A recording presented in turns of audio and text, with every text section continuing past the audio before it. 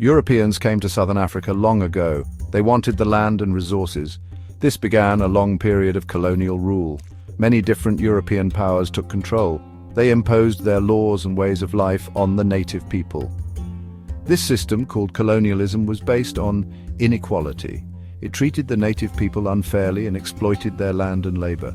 Colonialism had a devastating impact on southern Africa. It disrupted traditional ways of life.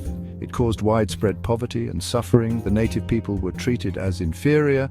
They were denied basic rights and freedoms. They were subjected to forced labor and segregation. The pain and humiliation of this system would fuel the fight for freedom.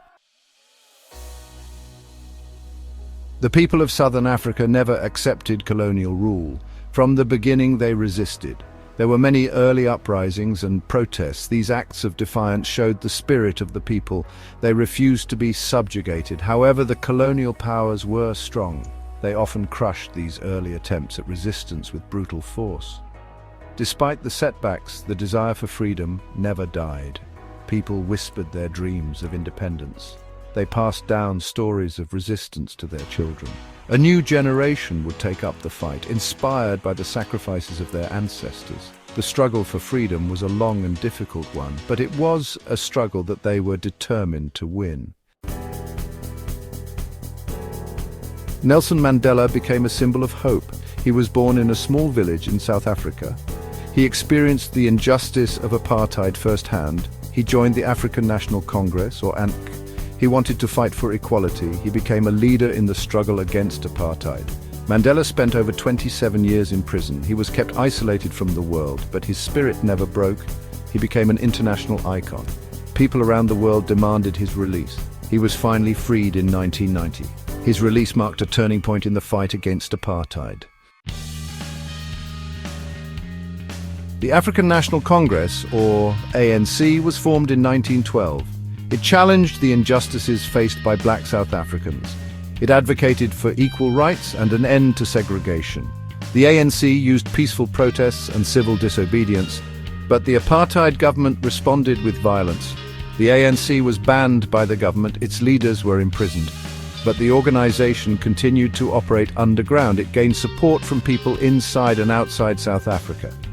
The ANC's unwavering commitment to justice inspired millions. It became a powerful force for change. Section 5. Strategies of resistance. The fight against colonialism in southern Africa took many forms. Peaceful protests were common. People marched in the streets. They held demonstrations and boycotts. They raised their voices to demand justice and equality. These acts of civil disobedience were met with resistance from the colonial authorities. Armed struggle was another tactic used in the fight for liberation. Groups like the ANC in South Africa formed armed wings. They believed that violence was necessary to overthrow the oppressive regime. These groups carried out sabotage missions and attacks on government installations.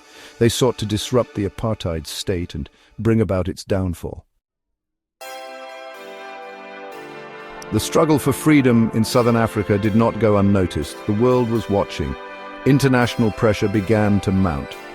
The United Nations condemned apartheid. Countries imposed sanctions on South Africa.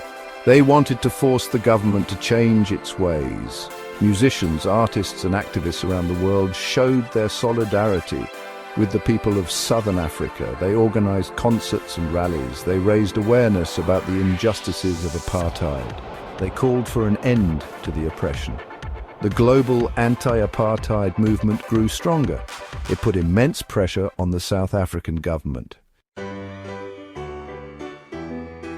After decades of struggle, victory was finally within reach. In 1990, Nelson Mandela was released from prison. The ban on the ANC was lifted. Negotiations for a new South Africa began. It was a time of great hope and anticipation. In 1994, South Africa held its first democratic elections. People of all races were allowed to vote. The ANC won a landslide victory. Nelson Mandela became South Africa's first black president. It was a historic moment. It marked the end of apartheid. The legacy of colonialism and apartheid continues to cast a long shadow over southern Africa. The effects of centuries of oppression are still felt today. Poverty, inequality, and social divisions persist. The wounds of the past take time to heal. However, there is also hope. Southern Africa is a region of immense potential. It is rich in natural resources and human capital. The people are resilient and determined to build a better future. They are working to address the challenges they face. They are striving to create a more just and equitable society. Southern Africa today stands at a crossroads. It has the opportunity to learn from its past. It can build a future based on justice, equality, and opportunity for all. The journey is not over. There are still many challenges to overcome.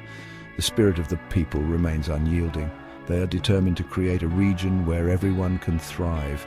The fight for freedom in Southern Africa serves as an inspiration to the world. It shows that even in the face of great adversity, hope can triumph. It reminds us that the pursuit of justice and equality is a fight worth fighting.